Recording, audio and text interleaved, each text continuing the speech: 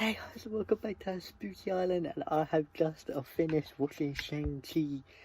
I loved the film, and I'm not gonna get into any of my opinions about the film right now because we are here to talk about both end credit scenes. Before I start, I want to say if you go on to enjoy this video, please do give it a like and subscribe. We're trying to get to 1,000 subs before the end of the year. I really appreciate it if you can, because everybody works really hard on this channel. Second thing is I am not going to be able to play the end credit scenes. Everybody asked me to play the whole videos of the end credit scenes. I cannot. They get blocked, they get demonetized, they get just absolutely slandered down. I have to take screenshots, so here they will appear here in pictures, and hopefully they don't get detected. So the first end credit scene, and by the way, spoilers obviously for the whole film. Let's go. So the first end credit scene opens with Wong having just got, so the end of the film, Wong goes to get both Katie and Shang-Chi. She takes him through a portal. That's how, or he takes her through a portal. That's how the film ends. Just because he wants to study the 10 rings. So Wong is there studying the 10 rings, as you can see. It's circled around, and he's very attracted to these rings because they are very, very old, as you will later see.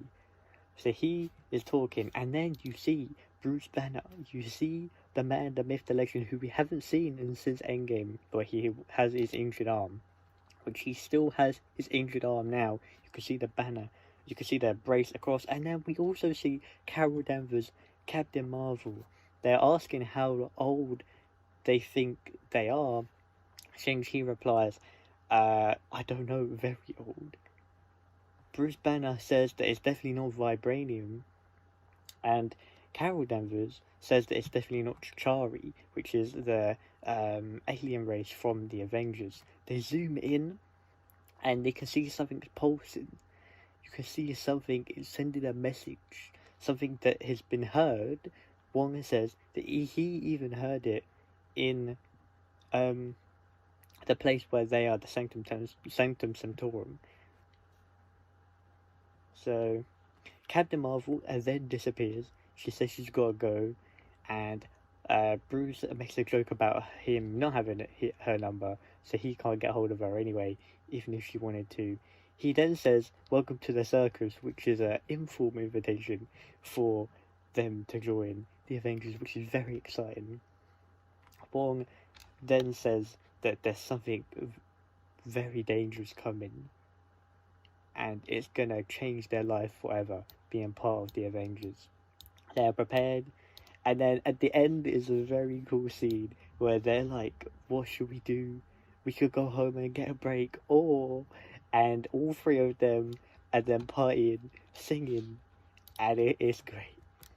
Anyway, that's how that's the first end credit scene. The second end credit scene, however, is different, because the second end credit scene is to do with the film overall rather than the actual future of the MCU as such. So the second end credit scene here is Shang-Chi's sister.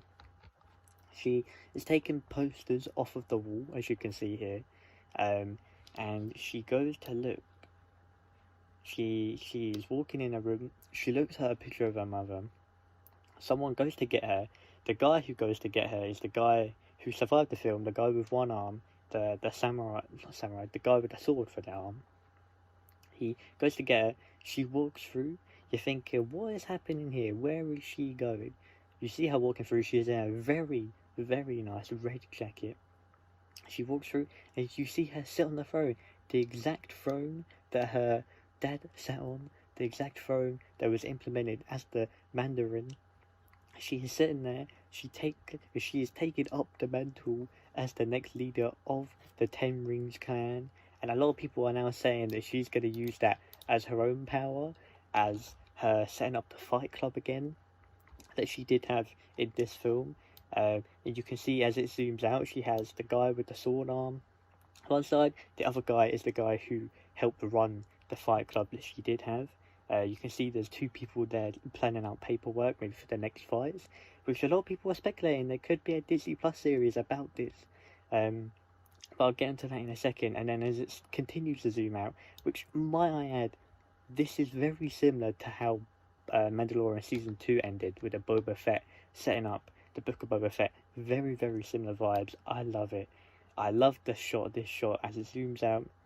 You can see a lot of woman warriors that she has obviously decided to have, which is a very cool idea, since part of her story, or most of her story, is because she couldn't interact with the men when the world they are fighting.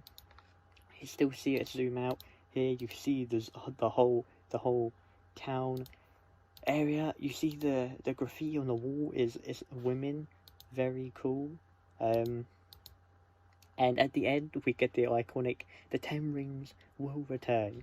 Now, what I was saying, that a lot of people are speculating there could be Disney Plus series on the 10 rings before they come back into film form, maybe, about the Fight Club arena she has set up, because you could have different characters from MCU that go up against each other, which would be a very cool thing to see.